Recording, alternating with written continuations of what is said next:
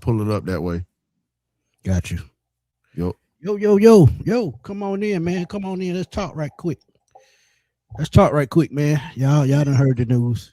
I ain't got to tell y'all. So just come on in. Let's have some fun. Let's talk some football. Y'all know how we do it, man. Y'all know how we do it. Come on in. It's that time again. We got a guest tonight, but he really not a guest. He family. I ain't got to introduce him because y'all know who he is. Y'all know who he is. Ryan, from the Birdcage LLC, man. Look, he family, like I said, man. So y'all come on in, and while y'all doing it, man, we got to give him a hand before we get started. Yeah. Hey, man, I appreciate it, man. I definitely appreciate you guys having me here. But I got to take it back for you, Smitty. Back when you was a young cat, when you had the waves and you was at Doug High, you know what I'm saying? Man, look, that's you, boy. That was a long time ago. That's damn near 30 years, man. But go ahead. Hey, man, we gotta fire it up, man. Shout out to the A-Town players, baby.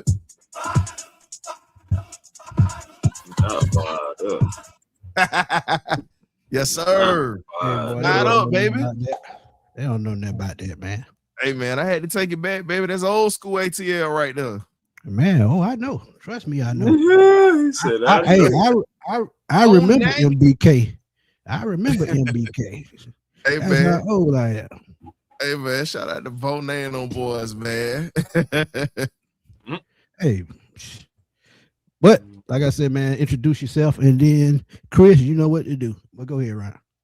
Man, it's your boy, the historian Ryan Walker from the Birdcage LLC. You know how we get down, man. You either get right or you get left. But definitely y'all getting right because y'all up in here with us tonight while we talk about this wide receiver situation. But before we get to it, y'all hit that like and subscribe button, man. It's free 99, man. You definitely are in the building with us tonight. At least just tip at the door. We got to get some chicken going tonight for Smitty. Chicken for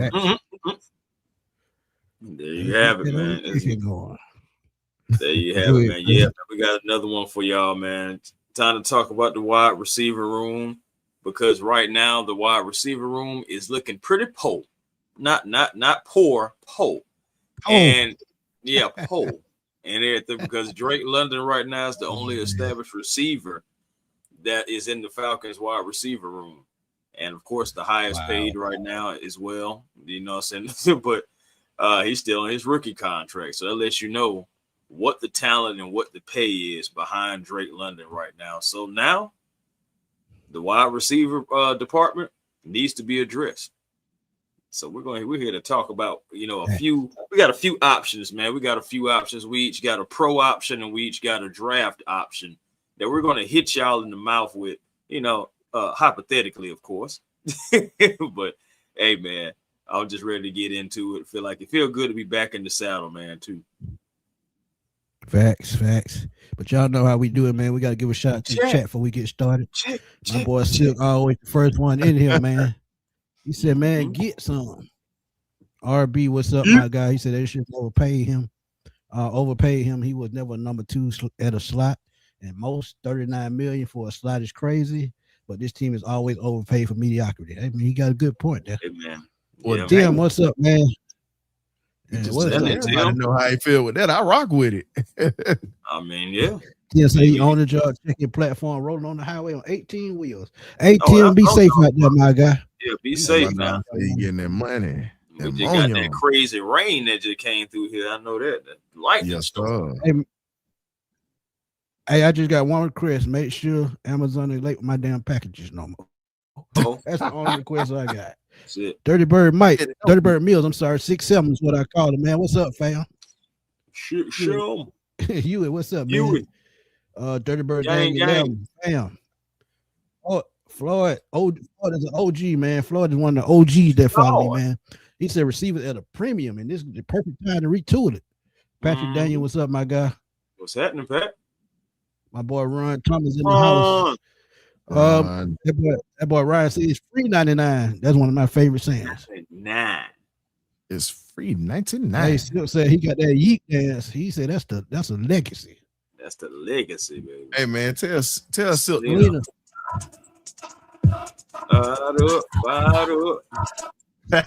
Hey, still, you talking about that legacy, man? Let's go. They know nothing about that, boy. Hey, Smith, I had to take what's back, up, my guy? Yeah, that means I had to take back, dog. That's another name. Hey, boy, I don't want my wife to hear that. She might bust a move. Oh, she might bust a move out of here. I said Juwan Jennings. Hey, man.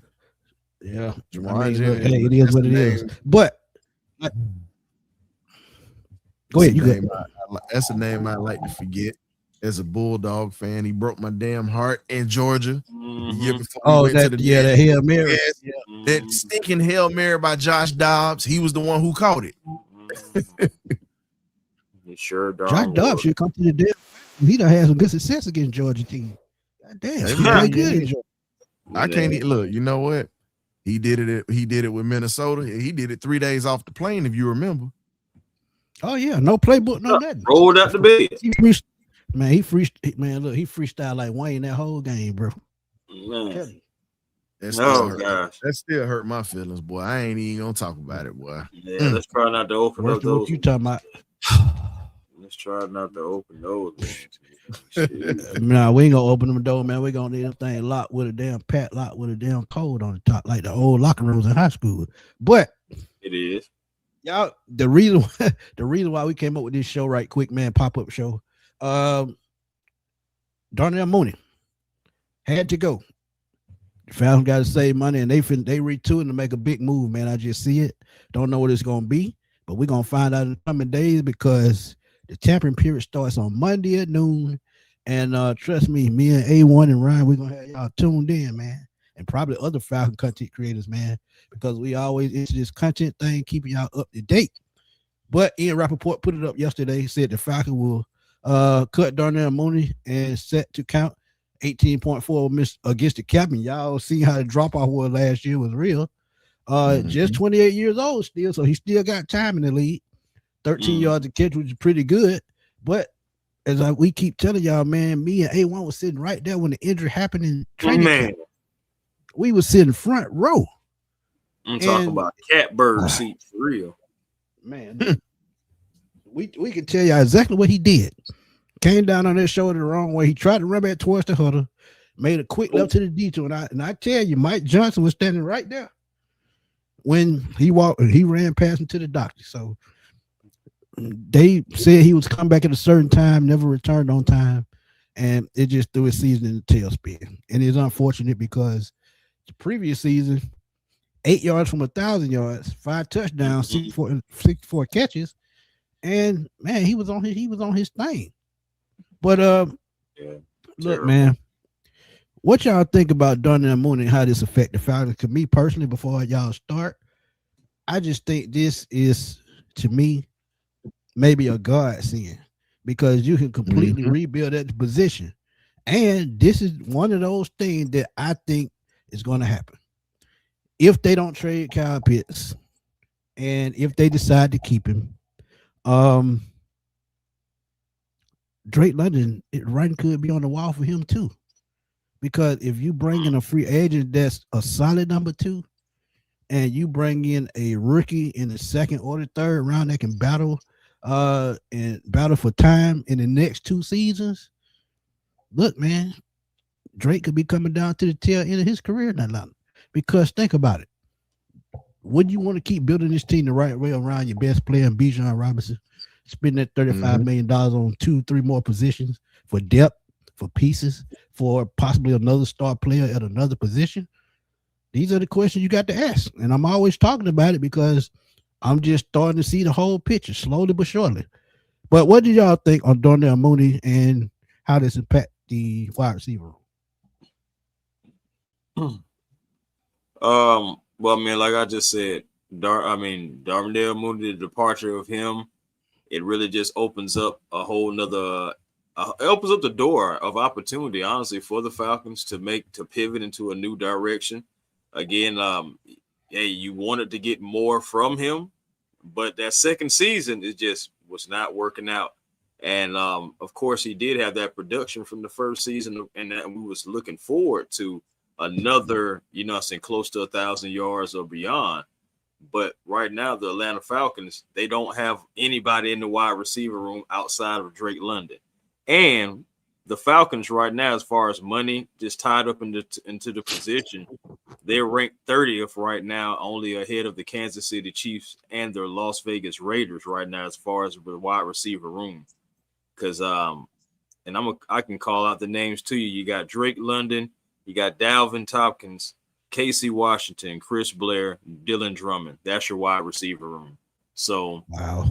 The departure of Darnell Mooney is huge, but that also lets you know the Falcons have to pivot into a new direction.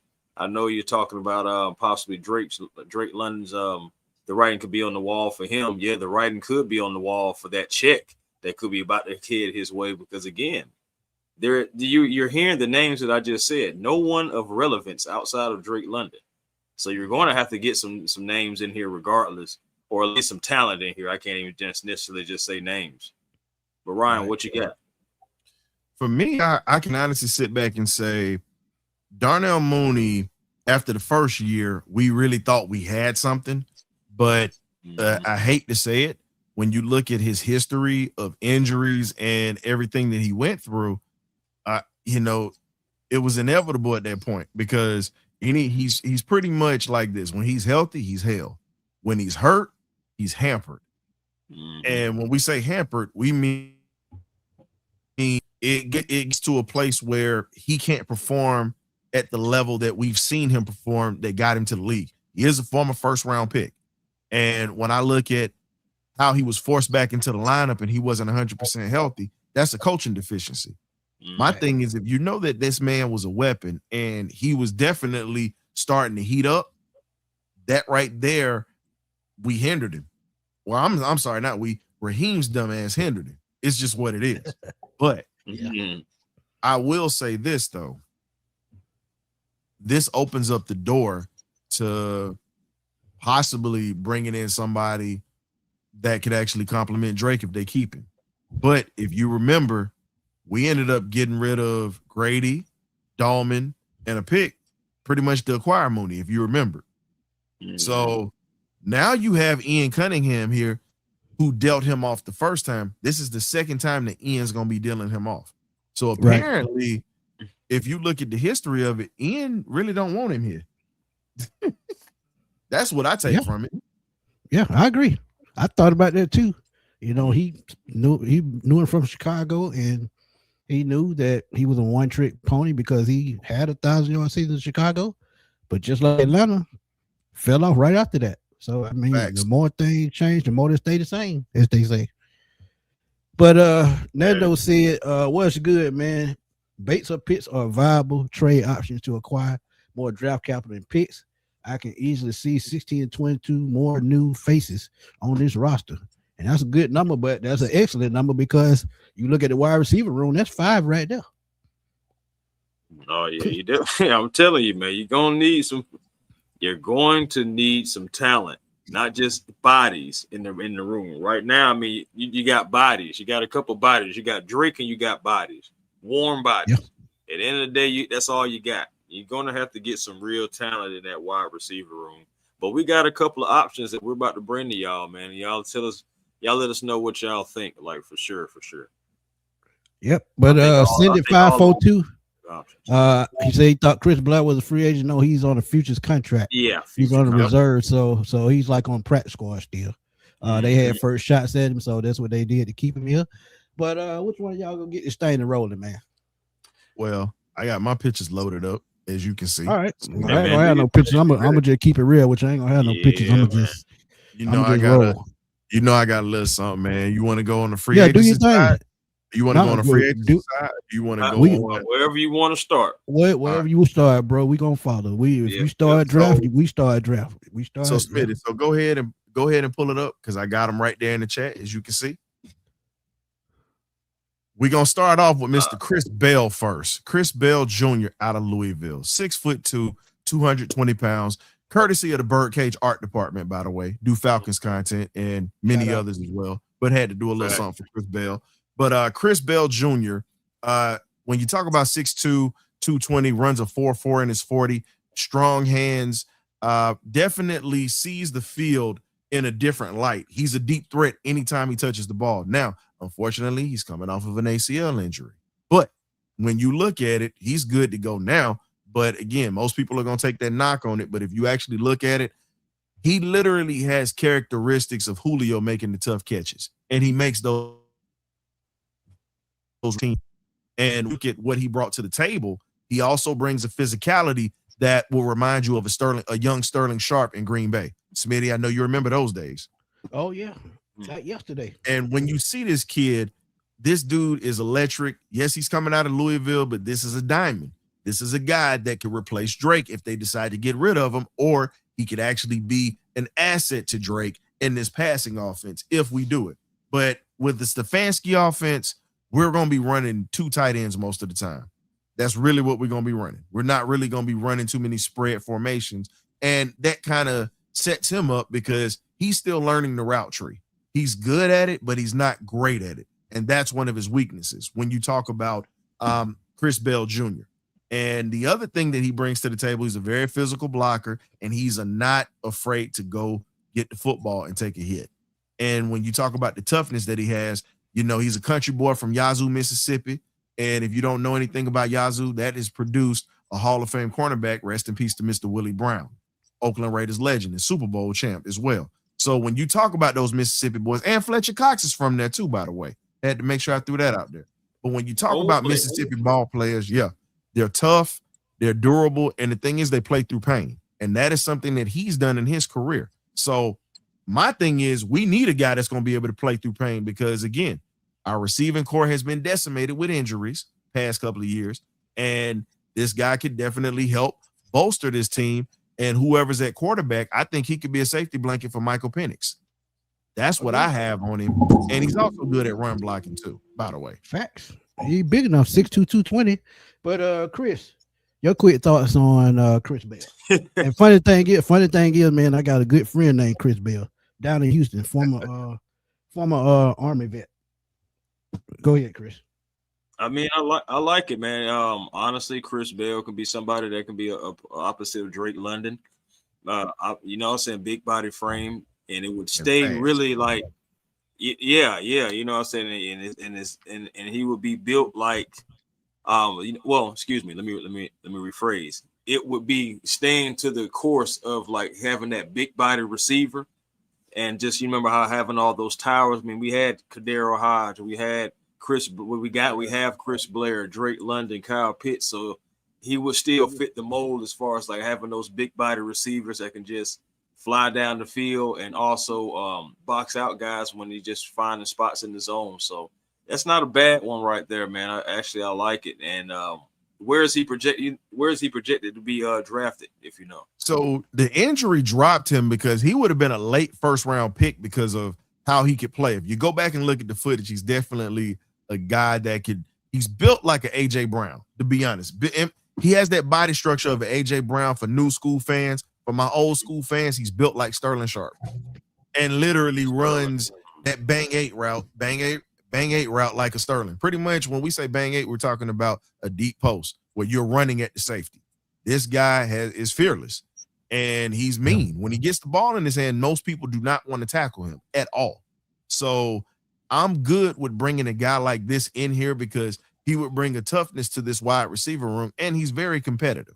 So for me, I would have him going as either a second rounder or a third rounder. The injury that he took in college hurt his draft stock, but I think he would be a steal at number 2 or 3 if we were to pull this guy. Yeah, I could definitely see third round. I could definitely see third.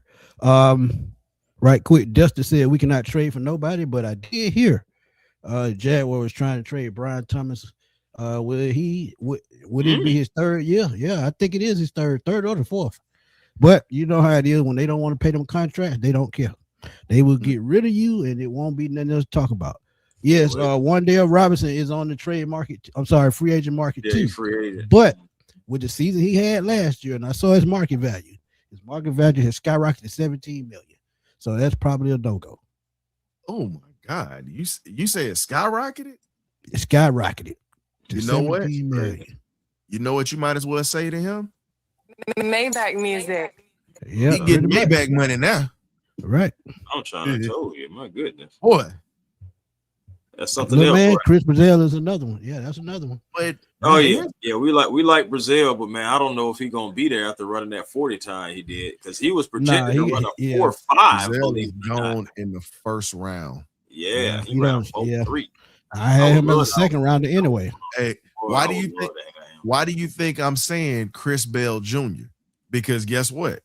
He gets knocked down into the range where the Falcons can actually make a move if they go get him. And he definitely is a guy that you can go get. But Brazil, you're not getting him. Casey Concepcion, we're not getting him either.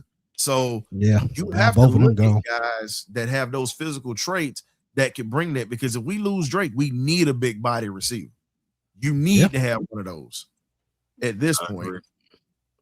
But I got a strange feeling that if we find one as an undrafted free agent, they're going to find a way that it's going to be a guy that they can try to put on the field at some point this year, because the wide receiver room is decimated. Like I said, when you look at what we had versus what we have now, you're going to have at least 2 rookies, maybe a veteran that's going to make up the wide receiver room this year. And when you talk about the practice squad, there's 2 or 3 more receivers. So, I mean, the wide receiver room is just going to look totally different. But my quick thoughts on your guy, one thing that I did see in a lot of his tape, he's very good at contested catches, and nobody gives him credit for that. And like you said, route running, he has to work on it a little bit, but that big frame, that NFL frame, is what teams are going to be looking at. And we done had 2 receivers with big frames before in Julio Jones and Roddy White. So it would not be a surprise that they go this route again. Remember when Roddy was a vet? Julio came in. Right. Drake London is now that vet. Another rookie comes in. So, I mean, look, it wouldn't be a surprise. But, if you look at his numbers in college, very solid. 4.4 speed, 151 catches, 2,000 yards, 12 touchdowns, 14.3 average, which lets you know he can stretch the field. And it's a high 4.4, by the way, ladies and gentlemen. It's not a low 4.43. 4.43. Yeah, it's a 4.43. So he ain't that far away from a 4.3. Trust me on that. Yeah. And that's coming off of an injury. Yes. Facts. Before you go, Twan said Calvin Ridley come back to Atlanta 1-year proven deal. He a that free would be agent? up to Matt. No, he's probably going to get cut. He's going to get cut. But that would be up to Matt Ryan. Since Matt Ryan played with him, that's possible. They would definitely have to have an interview. But if the interview goes well, that would not surprise me that he comes back. But Chris is a guy on your list. And man. Y'all seen him in the national championship game, I think. Yeah.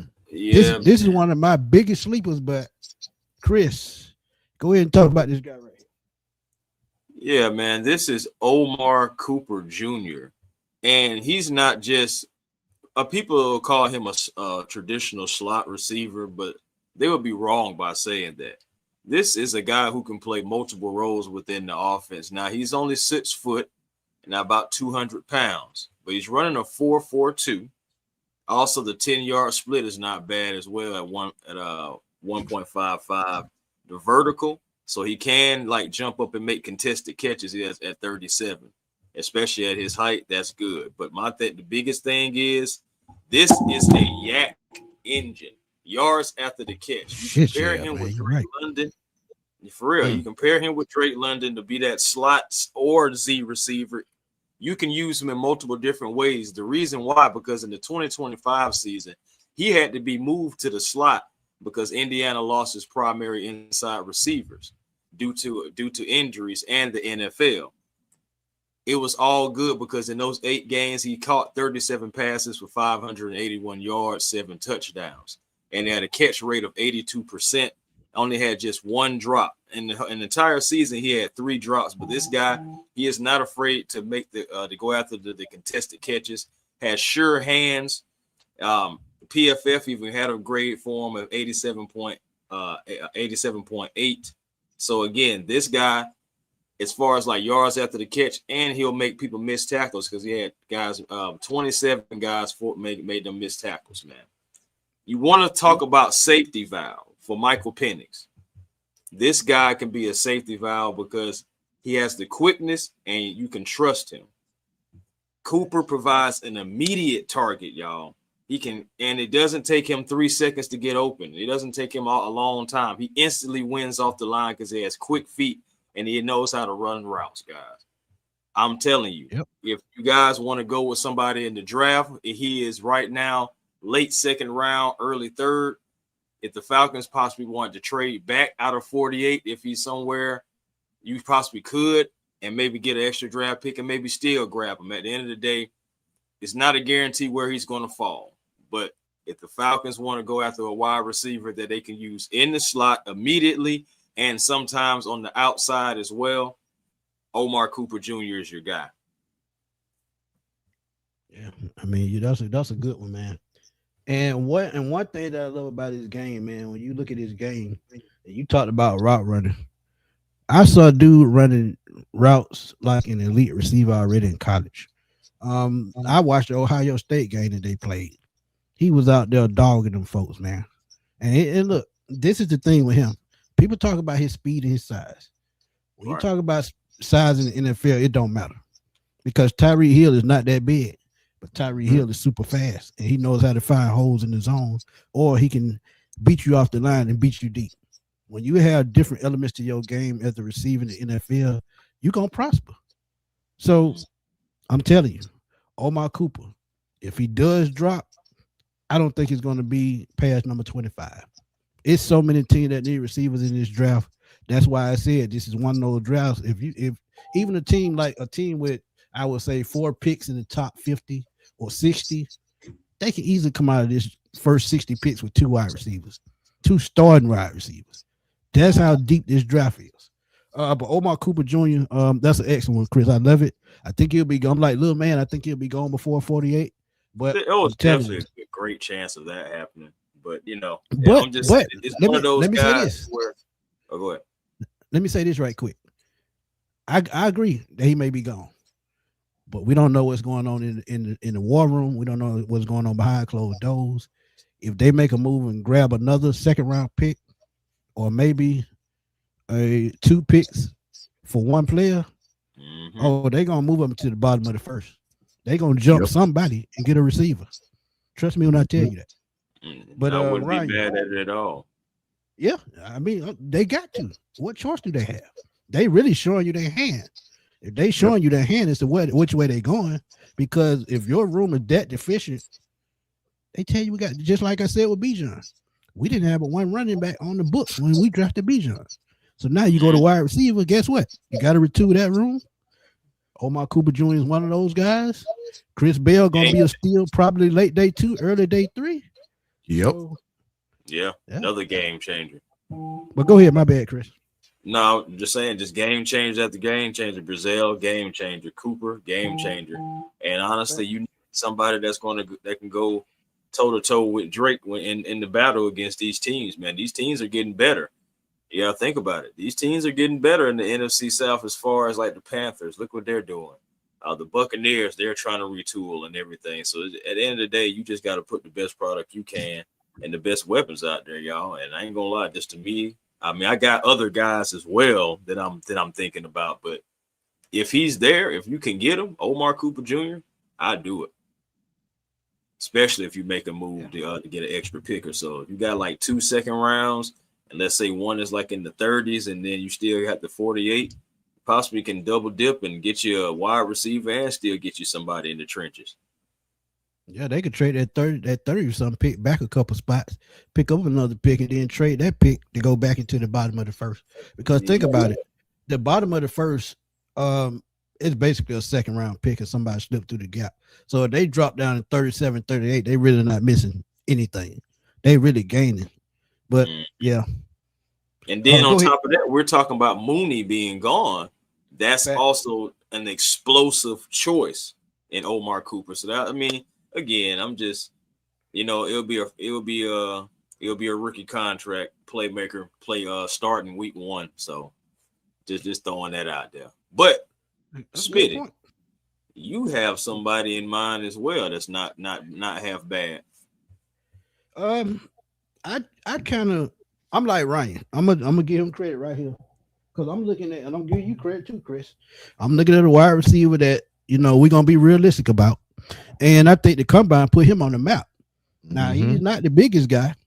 He's about, I'd say about 6 foot, 5'11", 6 feet. He got to be about 190. I give him 190 at the most. 437, Mr. Malik Benson out of Oregon. Now, here's a guy who traveled through college football, Oregon, Alabama, and Florida State. Finally found the home in Oregon last year. 43 catches, 719 yards, 6 touchdowns. And what caught my eye with this guy was the top end speed. Y'all already know that. But when you look at his immediate route and his deep route skills, this is something that the Falcons need. Now, he does have to work on his short catch and run after the catch and his short, catches. But I think he can do that with no problem. And he generates separation, which is something that I saw on his tape. Plus, you get a guy in punt return. So you helping the special teams, you helping the wide receiver room, and it's a win. Now, the only thing that I did not like, and this is just any wide receiver that comes into the NFL, run blocking. It's something that they have to work on over time. And like I said, him catching short passes, the run after the catch is not fully there yet, but it's something that they can work on as well. And mainly, he needs to buck up just a little bit. He's at about 185, 190. And I just talked about it, run blocking. You got to bulk up to take on the physicality of the game.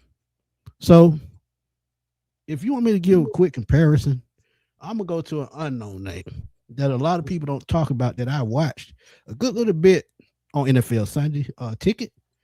Donovan Peoples-Jones. He struggled early in his career, but he came on with experience. Remember him in Cleveland versus remember him in Detroit.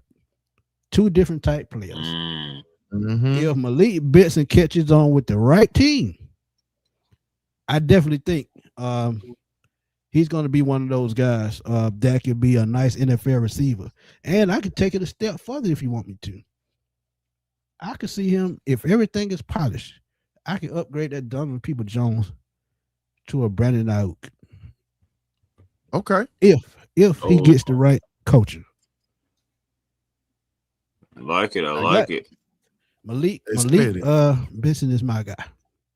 I think that's good. I think that's a very good pick because, again, when you talk about Malik Benson, very underrated, solid speed, good hands, will attack the football at the high point. And when you really look at him, he's a competitor. Might not have all the greatest highlights like everybody else does, but when you look at what he brings to the field, he's a dog. He's a guy that's willing to get dirty. He's willing to do the dirty work. A lot of wide receivers are divas. He's not. Go back and look at how he blocks for his running backs. Go back and look at how he handles it. I think that Malik Benson would fit what Atlanta does, but again, I got one in the chamber for you. Whatnot is a possible if they look his way. But I like Benson. Yeah, Benson is one in the chamber. Right.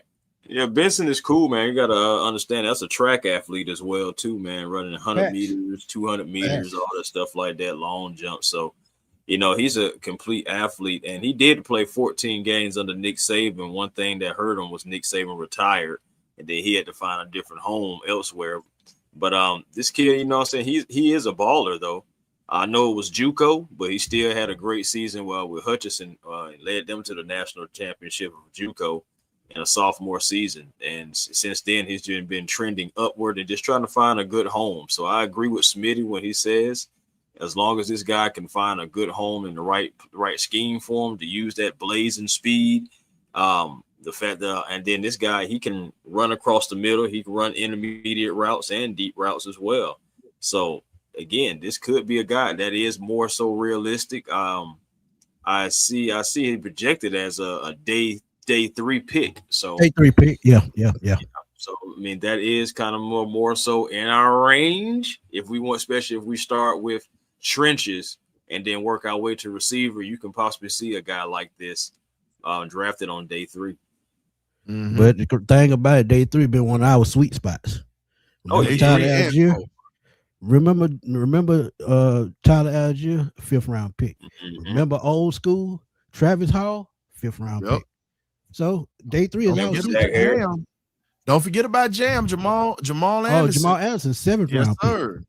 Yeah. Mm-hmm. So, I mean, look, it's all about it. Jesse They Tuggle gonna was compete undrafted. Yep. Undrafted. And remember, Yeah, William Andrews. And remember, William Andrews was a mid-round pick. If you didn't know, right? Yeah, it was. So yeah, man, we got some gems over the years. Hey, those Smitty, later rounds or just undrafted. I got a diamond in the rough for you. You know, I Grady got Jarrett 5th round pick. Thank you. My bad. Yeah, there it is. You know, I got a diamond in the rough for you, and I got to show love to my HBCU boys. You know this. Oh yeah. Undrafted free agent, and I put it in the thing. Put it in the chat for you so you can pull it up for the folks. Undrafted free agent. You can get him as a low round pick. You don't have to spend any money, but you're talking about a kid by the name of Jordan Smith. Pretty much Jordan Smith out of South Carolina State. 55 receptions this year, 900 yards, 9 touchdowns. If you missed the Celebration Bowl, the kid took over that ball game by himself and won it after his quarterback goes down. And you're talking about a guy. Smitty, you still waiting to bring it up? Yep. It's right. I got it right down the share screen. Oh, my bad. Yeah, I put it there. It's right in the share screen. You can actually see it. You can pull it up for the folks, but I'll remove. I got to remove the other. My bad. Yeah. So there you go. So this is Jordan Smith out of South Carolina State. Pretty much 5'11", 180 pounds. He's actually 195. I think they gypped him on the weight, but when you look at what he does, he gives you a Steve Smith type of feel with his game.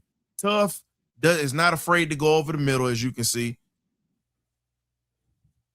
Trey Smith, very violent in the blocking game, and he also can take handoffs as well. Now, this is actually against one of your draft picks at corner right there. That's supposed to be coming out this year, and literally they're chasing after him. 5'11", 190 pounds. This guy can fly. He can stretch the field. He can do it all. As you can see, he has great contact balance. He does not go down with arm tackles. So when you look at this is a guy that could be a diamond coming in as a lower round pick and definitely tracks the football, as you can see, and catches with his hands. So I just wanted to put that in your crawl for a little bit. Just wanted those people to see that. But that is one of those guys that could be an undrafted free agent, kind of like how Jesse Tuggle was, that can come in and he could take some jobs. Guarantee you he could take some jobs. And well, you went back. You see, we on the same page tonight, all of us. When I'm looking at him, you talk about Steve Smith. Yep. You remember I just talked about Brandon Ayuk? I'm looking at Curtis Samuel, Debo Samuel right there. And just think about it, bro. When you look at what that kid does, if y'all don't know what he did, great body control. Like, he literally took over that game against a great Prairie View team. Prairie View is going to have a couple of boys playing on Sundays, and that's the home of Chris Blair and Kadero Hodge, one of the players that we just released. And when you talk about it, that dude is a monster. And if anybody in here is, and I know you got some South Kakalaki folks up in here, Smitty, that are SC State alum. If you know anything about South Carolina State, that's typically linebacker university for black college football and offensive line. And they produce receivers too. That is a school that you can get some diamonds from in the lower rounds. I know some people don't pay attention to it, but you got to throw that out there when you're talking about scraping the whole area, because Orangeburg isn't that far from Atlanta, folks. No, what about 3 hours? 3 hours, something like that. It's a car ride. It's a car ride. Yeah, but I mean,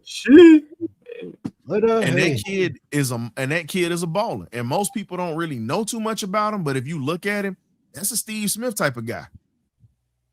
Yeah. We got some breaking news. And remember, before you get that breaking news, remember, Steve Smith started his career off as a special teams guy, fought his way through, and guess how he got the chance to get into playing wide receiver? He made the Pro Bowl as a special teams. His future coach, John Harbaugh, told him at the Pro Bowl to go over there and work with the wide receivers and get in the game. The rest is history after that. So I'm telling you. Yeah. But like Chris said, breaking news. Go ahead, Chris. Said ESPN sources the Raiders have agreed to trade 5-time Pro Bowl defensive end Max Crosby to the Baltimore Ravens in exchange for 2026 and 27 first-round picks. That ain't That I didn't I tell y'all? Fuck them picks. And that's what I tell y'all. Hey man, sometimes you got to go get a game changer, but I'm not surprised that we didn't pick up the phone and call because you already don't know what our GM don't said. I like my picks. Not gonna mortgage my future fuck them picks, for my now. Hey, look, I get where he coming from. Man. Yep, ooh, and we played the Ravens this year. That's a game changer. That puts them back on the map. Oh, and they already got Roquan Smith at middle linebacker. You put him there and Kyle Hamilton in the back. They're recreating. Don't forget about Malachi. Yeah, no, I can't forget about him. And we also can't forget about another cornerback that they got that's from the Atlanta area. Yeah. Oh, Wiggins. Yep. Yeah. You can't forget about AJ Terrell's homeboy from Westlake. Yeah. So again, Wiggins.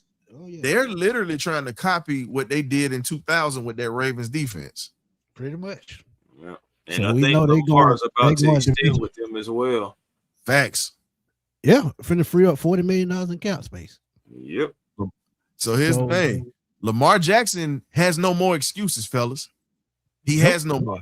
You got a defense. You got Derrick Henry.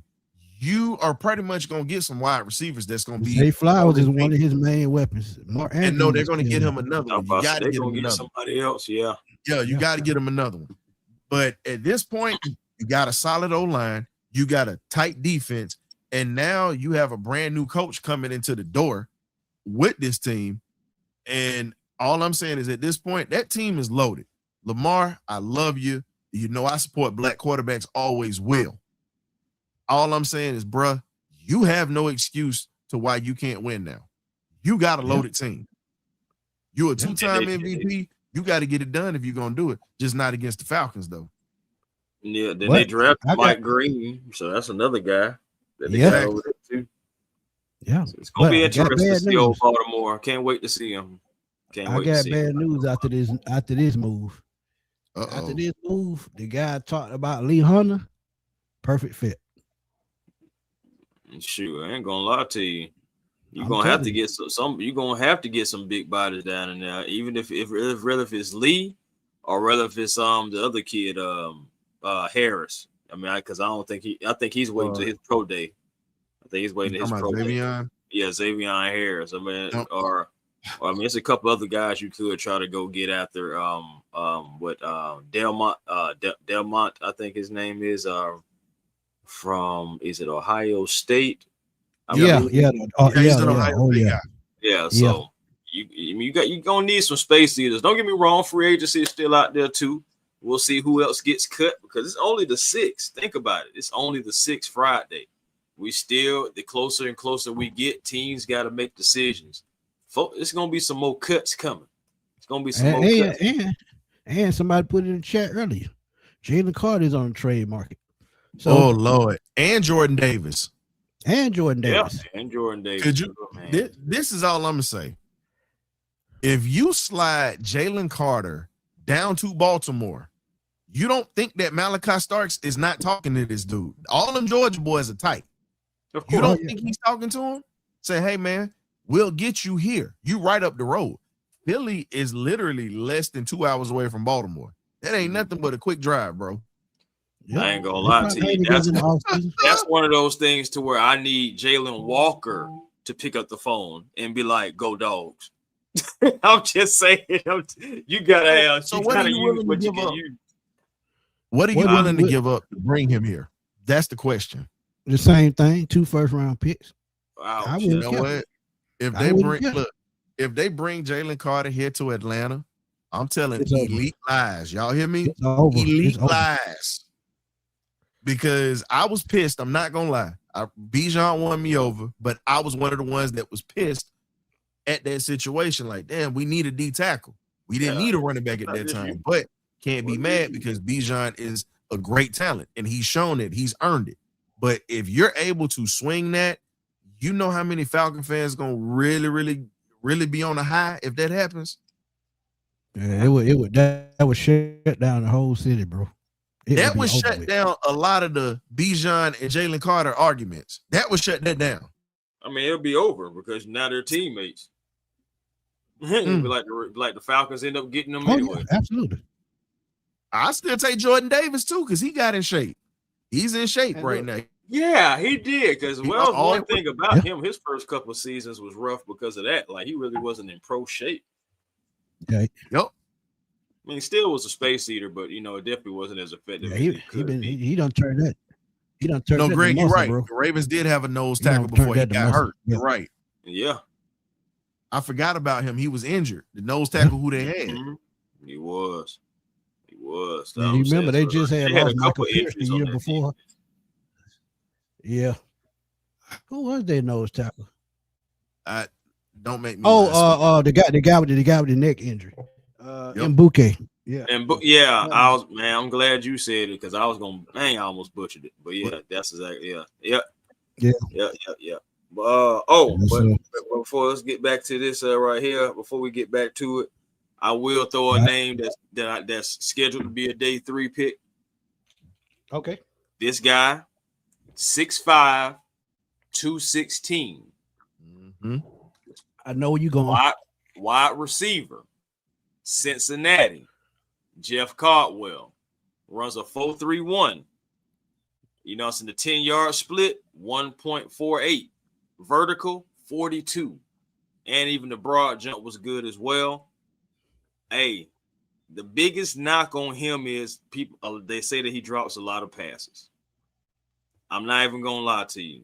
For a day 3 pick, 6th, 7th round, if he's there, 5th round if he's there, I'll take the risk on him because at the end of the day, this is a guy. I mean, and they talk about his route tree too, but this right here, you want to talk about a wide receiver with a large catch radius. He has a 78-inch wingspan, y'all. And like I said, that catch radius, you want to talk about somebody that the quarterback can just throw it up and this guy can go possibly get it. That's somebody right there as well. You want to talk about somebody who gives effort in the run game as a blocker. This is another guy right here. Solid body control, uses his size. You want to talk about boxing out and everything like that. He does all that. Just got to worry about the catching and everything like that. I believe once he gets with an NFL program, hopefully ours, you can have a 6'5" guy on your team, and you can see where it goes from there. You just see where it goes from there. But it's staying to that big body receiver type that we've been staying. You're gonna fire me up now because now I got to throw it. Now I got on the rise as close as we get to the draft. Jacoby Lane from USC, 6'4", 200 pounds. Oh, yeah. 49 catches, 745 yards last year. 4 touchdowns. Oh, yeah. Jacoby Lane is going to be next level at the NFL level because, to me, he's a third-round guy. But he reminds me so much of Drake London, not because he went to USC. But when you talk about a guy in the middle that works the middle of the field like a tight end, he does that. And you talk about another deep threat. He does have to work on his blocking, but like I said, which one don't? But I'm telling you, we talked about Nick Nash last year. We can see this guy get to be the Nick Nash that we missed out on. Because when you talk about an athlete, he's definitely an athlete. He wins it at the point of a catch, 50-50 guy. If you look at that head fake, that release, yeah, he that guy.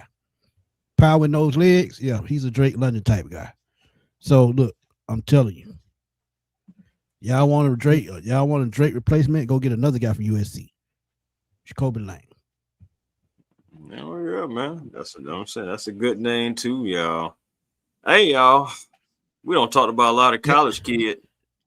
We got to get into some pro guys before we get up out of here, y'all. Time to cash in. We've been rambling. Yeah. Oh yeah. But, I mean, we got about 15 minutes, so we can run through it right quick. Yeah, it's been a great show. Yeah, we can run through it right quick. See, when you start talking about draft, it can go on all night. It can, man. But it can. Who you got? Y'all throw it out there right quick. Ryan, go ahead, man. I got Alec Pierce that was with the Colts. Another Cincinnati receiver. You got a guy that's over 6 feet tall, around 6'2", 6'3", runs a 4.3 40, is a deep threat, and can run every route on the route tree. He definitely could assist with stretching the field, and he's also a red zone threat. So when you look at what this guy does, he can work the field, and he definitely can go get the ball. If I got to compare him to a receiver, yes, I'm doing it, and I'm not saying it just because he's a white boy. I would compare him to Lance Allworth for my football historians out here. Lance is a Hall of Famer. Oh, that Lance boy was and Lance had hands. I'll give you this. He's got the speed of a Lance Allworth and the hands of a Steve Largent. That's the best way I can give it to you.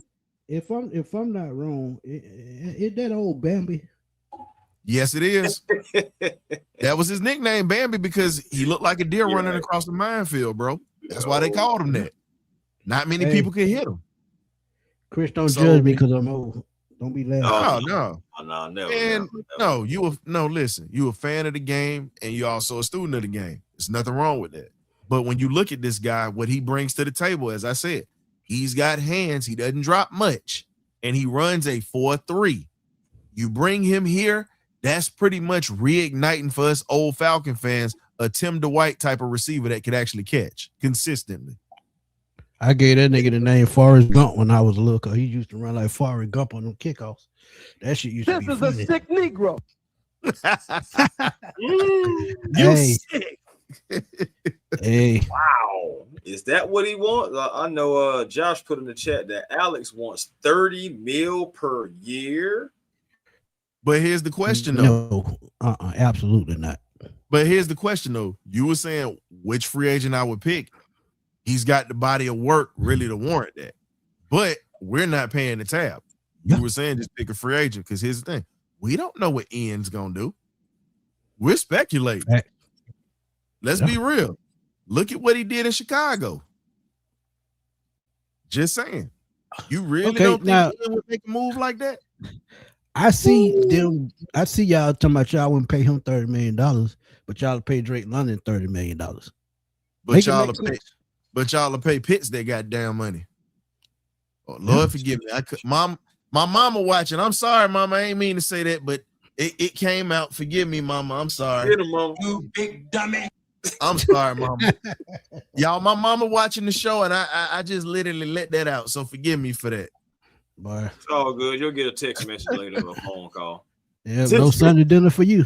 I'm just don't worry, I'll pick it myself, but I'll be all right. Hey, what I'm talking about. Man, that's a big body receiver again. Fits the mold of what we're trying to do.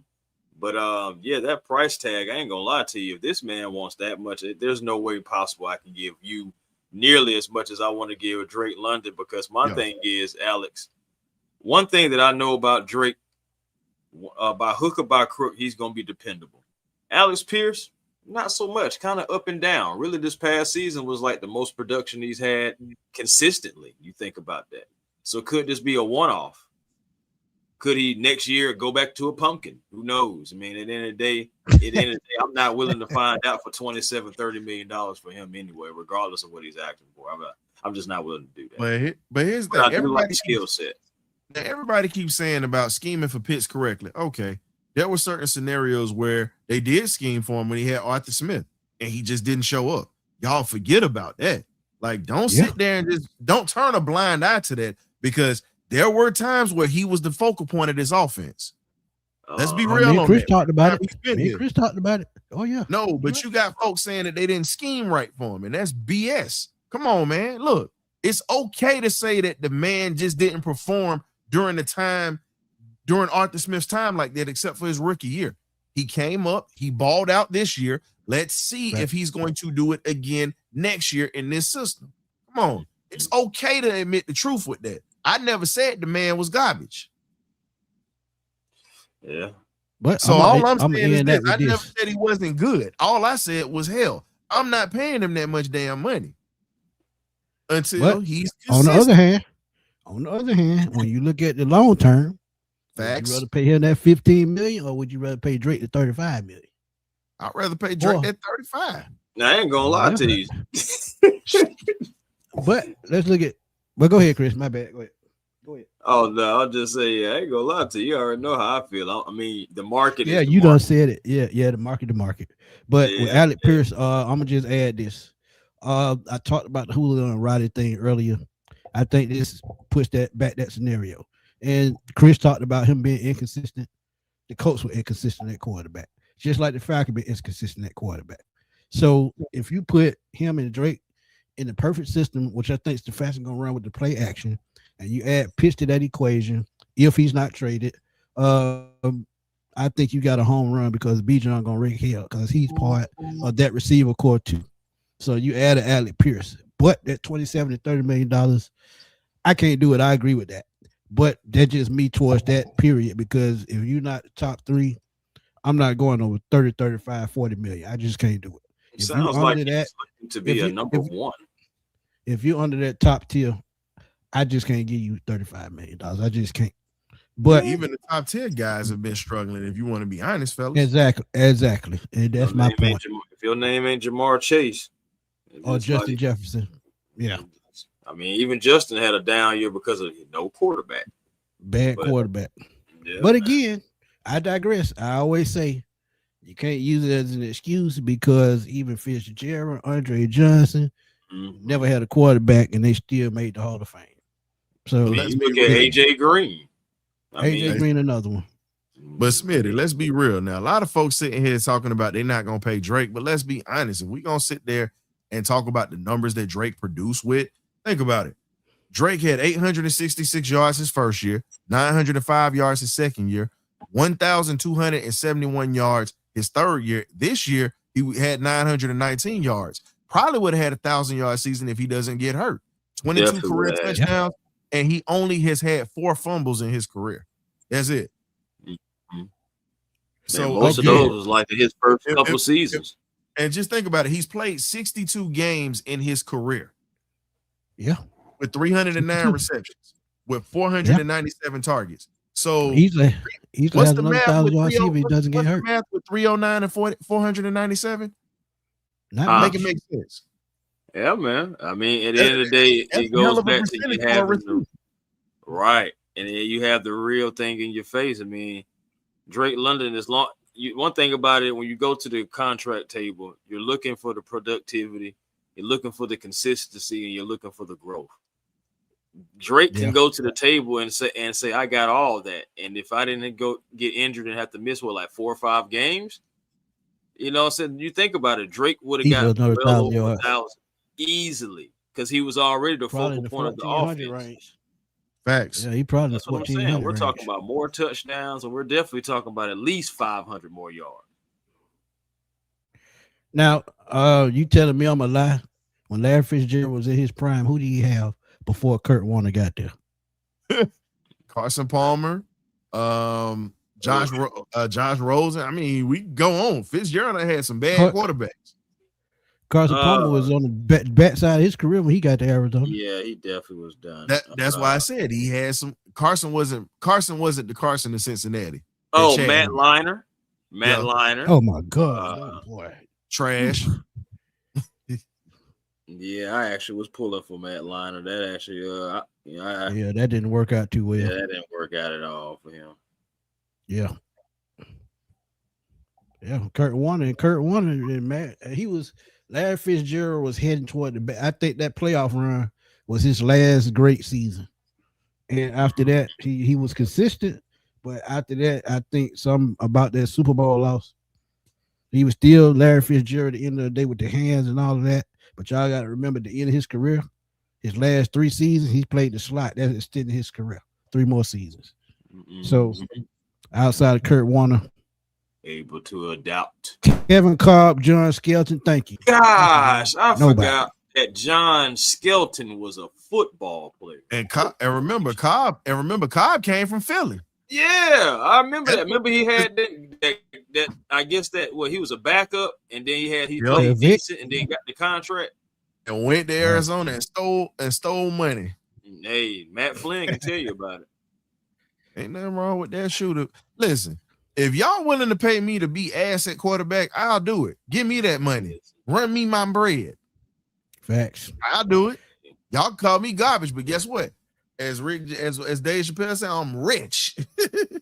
This gentleman right here. This is my pick for the Falcons to go after into the in free agency. This is Mr. Romeo Doubs, man. Green Bay Packers number 2 receiver. Hopefully the Falcons number 2 receiver, because after the release of Darnell Mooney, again, you got to have somebody of significance next to Drake London. And Romeo Doubs is the guy. 55 receptions, over 724 yards. And the thing about that is consistency. He's been a consistent chain mover, averaging over 700 yards and 6 touchdowns consistently. Romeo Doubs ranked 8th in the NFL in red zone touchdowns. What have the Falcons struggled with? Red zone touchdowns. And again, he has a 6'2" frame and is a physical guy against anybody, really, honestly. He has elite PFF grade of 88.9 for that, and that was in the playoffs. So that means when the lights really came on, he excelled even more. Adding Doubs next to Drake London would give the Falcons 2 physical receivers, having those guys on the perimeter outside of numbers, and you would allow Kyle Pitts to really dominate the field if you decided to really keep Kyle Pitts. Drake London's still going to be the number 1, but if you want a true number 2, somebody who I believe would be a better fit, even more so than Darnell Mooney ever was, I'm talking about a guy who is also a contested catch king, just like the contested catch emperor, Drake London. So I'm telling you, you get these 2 guys together, the Falcons can make magic. And and I talked about a safety blanket or a safety valve for Michael Penix Jr. You would have that already in Drake London, but if you add Romeo Doubs, I'm telling you guys, this offense can really take off somewhere, because he also ranked, as far as, like I said, with that contested catch and drop rate, he was in the high percentage of protecting the ball all the way around. Those 6 touchdowns, career highs. Now, the money, what do we think about what the money may be? The market value right now is talking about anywhere from around $16 million for Romeo Doubs. Sounds a whole lot better than Alex. $16 million for Romeo Doubs. That's fair. And I ain't gonna lie to you, it sounds a whole hell of a lot better than whatever the heck Alex Pierce talking about. So, but I will say this, Chris. We'll say this right quick. You got to think about the concussions, because he run the field looking like a big head man on NBA Jam. Hey, I get it, and that's why contract wise, I would backload it. I wouldn't front load it. You know what I'm saying? I would backload it in first year. Possibly, you know what I'm saying, helping out with the cap. If he continues to stay healthy and everything like that, I mean, he has money on the back end, but still give yourself an out, because, yes, you do have to think about those concussions. But when he's healthy, he plays, and he's a focal point in the offense every time he plays. How often is he hurt? You just said something. You just said something, and we have had our receiving core decimated last year. How often is he hurt? Because, again, what's the difference between a hurt player and the guy that's on the bench? No production. No. Exactly. And that's something that you gotta. That's something that you gotta factor in. How often does he get hurt? Right. Definitely. I mean that. But you think about it. That's with any player. I'm with you on it. The option is cheap. I'm with you saving money, but I'm also looking at the fact that we don't need to waste money if this dude is hurt. Because guess what? We're doing that with Mooney right now. Well, we did do that with Mooney, excuse me. And that's the reason why we just cut him. Well, I can give you a breakdown of like the injuries and everything. Like he suffered ankle injuries in 2022. He did have multiple concussions in 2024. Now he had a concussion again. Remember in 2025, maybe he left that wild card game against the Eagles because he had a concussion. And then he also dealt with a wrist and a chest injury in November. So, I mean, I ain't gonna lie, the concussions are a major thing. And then you look at Casey Washington, that's another guy that we already had on the team. JD Bertrand, another guy that wears the big, I guess the helmet on top of the helmet. I don't want to call it the condom like people have been saying. It's a pad. It's a pad. Yeah, people been like it's people are a trip, bro. Safety pad. Yeah. But yes, the injury history is a concern. That's why you have to do good business and be like, hey, look, Romeo, what's your health like? Because we can pay you and we'll mind bringing you in, but we need you healthy too. So that's why I say if you still do go after Romeo Doubs, which I still think the Falcons should still call him up and see, you still just got to make the contract good for both parties, but especially for the Falcons to give yourself an out if things aren't working out with Dobbs. And I still would go draft a wide receiver, even if I do sign Dobbs.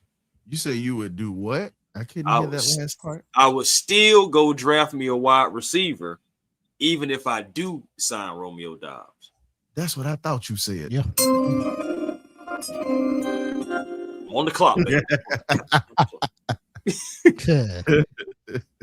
I like it, Dan. Dan. I told you I was ready for you today, dog. Mm-hmm. I'm actually gonna do a video on Jalen Naylor. I was thinking about that today. I see that's a hot name out there, and for production versus cost, yeah, he a good one. Mm-hmm. But you're probably looking. You got any more thoughts on Dobbs, Ryan? Nah, I think, like I said, if he can stay healthy, I'm with it because the option is cheaper. But at the same time, I don't want to go back into that boat that we were in with Darnell Mooney, where when he's out there, we cheering for him. When he's not healthy, it's like, damn it, he's not out there. That's fair. Agreed. And I'm gonna just add this quick point. We get a Romeo Doubs with what we have already. I think he can make a Ricky Proehl type impact. And a lot of people won't know about Ricky Proehl, but on the back end of his career with the Rams, he ended up being one of the best possession receivers in the league. And I think that's what we can get out of Romeo Doubs. And he'll give you, at the least, he'll give you 60 catches. If he can stay healthy. But last but not least, I'm going to go to mine. And we're going to make this super quick because I know, Ryan, you got to go. But for my first round pick, Jahan Dotson was my guy. 16th pick overall for the Commanders, and Terry McLaurin took his shine. So he really didn't get, enough playing time. He's had injuries as well. He's still only 26 years old, only 121 catches, 1,500 yards, 12 touchdowns in his career. And last year, only 18 catches for 262 and a touchdown, but he did average 14.6 yards a catch. His salary was only 2.7 last year. So this year, it may be just a bit above that. So this will be, to me, a value buy. But watching him, as long as I have, even at Penn State, I always loved his footwork, elite hands, tracking field speed. And I love those type guys because those are guys that you want to take the top off the defense. And a guy like this with elite hands, top end speed, this is the type person you need in the slot to replace a Darnell Mooney. He doesn't have a lot of wear and tear on his body, but at the same time, depending on the price you can get him at, this could be one of the better value buys in free agency, along with before mentioned Jalen Naylor. But any quick thoughts on Jahan Dotson before we have to end this? I mean, shoot, I put him in the same boat as Jalen Naylor. Somebody that's probably looking for more opportunity. Now, he has to stay healthy as well because Dotson been up and down with health and availability too. But yeah, and I think it's another guy that just looking for an opportunity in this league to possibly be the next Ray McLeod in his first season with us or something. Guys just need opportunity, but I ain't going to lie. You're going to have to stay healthy. You're going to have to play because there's some dogs coming out year after year after year in this wide receiving group. So, hey, that's what I'm talking about. Quick thought, Ryan. I'd take him. I'd actually gamble on him because I've watched him play. You know what I'm saying? I'm talking about up close because, I've gone to some of these games up here. And I can tell you up front, he fits what we do. Very physical and blocking. Doesn't look imposing, but he'll come up and smack a safety or a linebacker if he needs to. I take that all day because you already know if you're not going to block, you're not going to get the ball, especially in this Kevin Stefanski offense. And I think he can stretch the field for us if he's healthy, just like you said, Chris. But seems like the only receivers that we really are looking at are pretty much damaged goods. Like buying it's like buying a used car. You got to make sure that you get all the diagnostics checked and pray and hope that the engine didn't fall out. What's the Carfax? Well, you out of control. Don't be ignorant your whole life. Oh man, another great show, man. Boy, y'all out of control.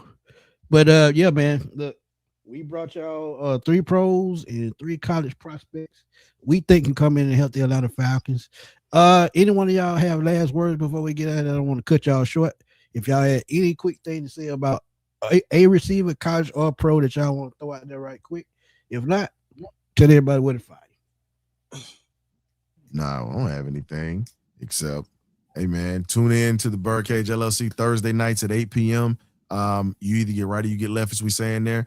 We just had an interview with Mr. Kez McCorvey, for my Florida State fans that's in here. They're the Falcon fans. Man, I'm old. Florida State Hall of Famer, legend, national champ. We got that interview up. Did it with him last night. Really good man.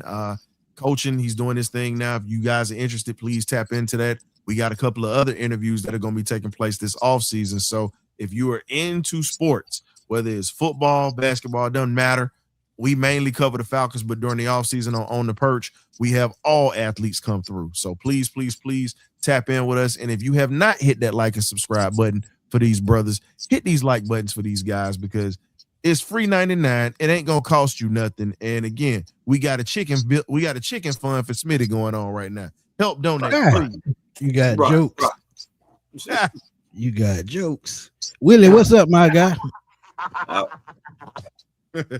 I will say this about this is the last thing about the Drake London situation.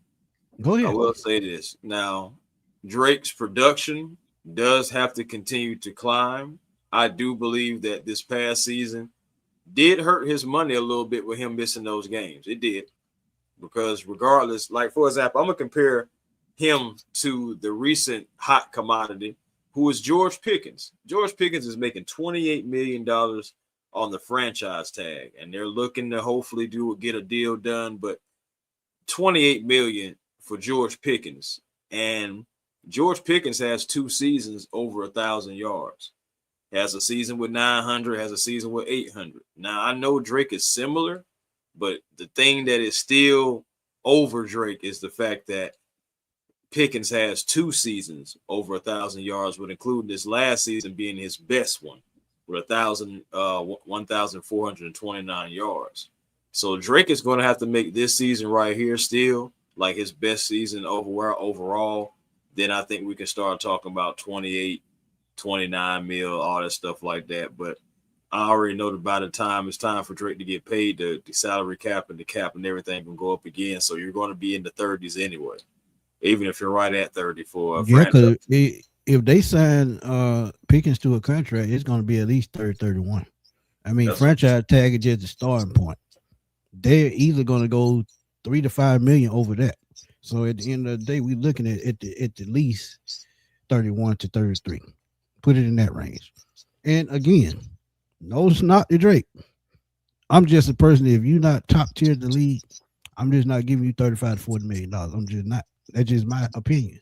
But again, and you got to think with Pickens too. Pickens was with another number 1 receiver putting up those numbers. Mm-hmm. So now I know CD was hurt a little bit, but at the same time, guys putting up numbers when they numbers right in. It's all about step right in. Yep, that's what I'm saying. But go ahead. But yeah, man, A1 Forever Sports, that's the platform on YouTube. Please come over, like, comment, subscribe. Be a part of the A1 family because we'd love to have you. Make sure you find your peace today because positive energy always creates elevation. And that's how you find your peace every single day. Also, Hawks Digest, catch me over there as well. The Atlanta Hawks are on fire right now, winning 6 out of their last 7 games on a 5-game win streak right now. And hey, Jonathan Kuminga right now, he is listed as questionable for tomorrow's game, but ultimately, in the 3 games that he has played, he scored 21 points off the bench and is doing everything that they said that he wasn't going to be doing as far as passing the ball, fitting into the offense, playing well with others, etc. He's doing all those things. So at the end of the day, like I said, Hawks Digest, catch us over there for all Hawks content. Also, Twitter, A1 Forever, Instagram, A1 Forever, and The Real A1 Forever on TikTok. Salute to everybody in the chat as always. Hey, man, and salute to Ryan for joining us. There's a great wide receiver show. Really, the Falcons set us up perfectly because we kind of already had this plan, and then they dropped Mooney. So, hey man, they gave us some more to talk about. That's right. why we came up with both of the pros and the cons of pros in college.